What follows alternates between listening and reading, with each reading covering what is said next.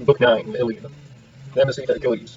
Thus did the Trojans watch with panic. Comrade with blood-stained rout had taken fast hold of the Achaeans, and their princes were all of them in despair. As when the two winds blow from Thrace, the north and northwest spring up of a sudden, and rouse the fury of the main. In a moment the dark waves uprear their heads and scatter their sea wrack in all directions. Even thus troubled were the hearts of the Achaeans. The son of Atreus is his dismay bade the heralds call the people to a council, man by man, but not to cry the matter aloud. He made haste also himself to call them, and they sat sorry at heart in their assembly. Agamemnon shed tears as it was running stream or cataract on the side of some sheer cliff, and thus with many a heavy sigh he spoke to the Achaeans. My friends, said he, princes and counselors of the Argives, the hand of heaven has been laid up heavily upon me. Cruel Zeus gave me his solemn promise that I should sack the city of Troy before returning, but he has played me false, and is now bidding me go ingloriously back to Argos, with the loss of much people. Such is the will of Zeus, who has laid many a proud city in the dust, as he will yet lay others, for his power is above all. Now therefore let us all do as I say, and sail back to our own country, for we shall not take Troy. Thus he spoke, and the sons of the Achaeans for a long while sat sorrowful there, but they all held their peace, till at last Diomed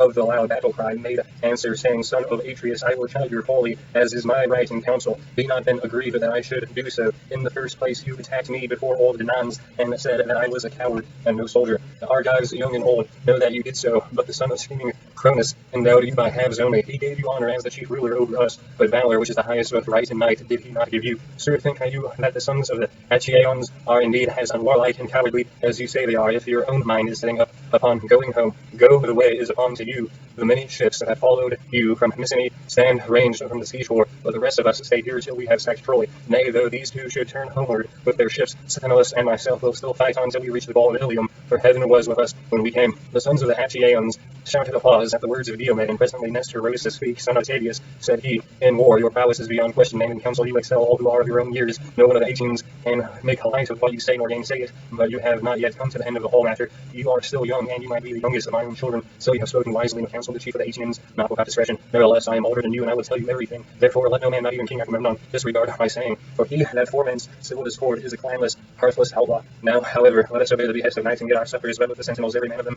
camp by the trench that is without the law, and giving the instructions to the young men when they have been attended to do you, son of Atreus, give your orders, for you are the most royal among us all. Prepare a feast for your counselors. It is right and reasonable that you should do so. There is abundance of wine in your tents, with the ships of the Achaeans bring from Thrace daily. You have everything at your disposal wherewith to entertain guests, and you have many subjects. When many are got together, you can be guided by him whose counsel is wisest, and sorely do we need shrewd and proving counsel, for the foe has lit his watchfires hard by our ships. Who can be other than dismayed? This night will either be the ruin of our host, or save it. Thus did he speak, and they did even as he had said. The sentinels went out of their armor with command of Nestor's son, Thrasymedes, captain of the host, and bold warriors Asclepius and Helimas.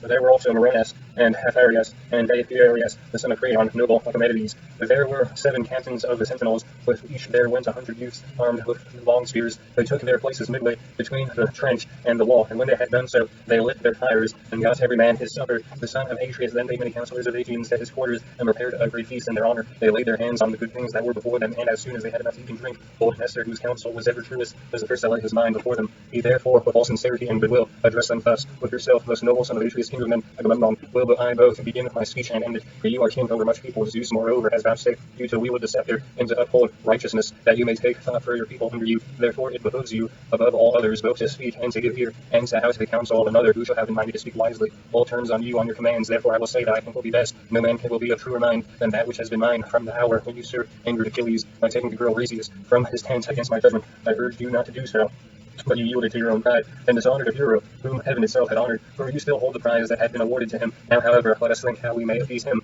both with presents and fair speeches that may consolate him. And King Agamemnon answered, Sir, you have approved my folly justly. I was wrong, I own it. One whom heaven befriends is in himself a host, and Zeus has shown that he befriends this man by destroying much people, the Achaeans. I was blinded with passion and yielded to my worser mind, therefore I will make amends, and I will give him gifts by way of atonement. I will tell them in the presence of you all. I will give them 7 tripods that have never yet been on the fire, and 10 talents of gold. I will give him 20 iron cauldrons, and 12 strong horses, and have won races and carried off prizes rich indeed, both in land and gold. Is he that has as many prizes as my horses have won me. I will give him 7 excellent workwomen lesbians, whom I have chosen for myself when he took Lesbos, all of surpassing beauty. I will give him these, and with them her whom I erewhile took for him, the daughter of Rheseus, and I will swear a great oath that I never once entered her couch, nor have I ever been with her after the manner of men and women. All these things will I give him now, and if hereafter the gods vouchsafe me to sack the city of Priam, let him come when the Achaeans are dividing the spoil, and load his ships with gold and bronze to his liking. Furthermore, let him take 20 Trojan women, the loveliest after Helen herself. Then, when we reach Argos, wealthiest of all lands, he shall be my son-in-law, and I will show him like honor with my own dear son, of Orestes, who is being nurtured in all abundance. I have 3 daughters, Cryosemius, Laodice,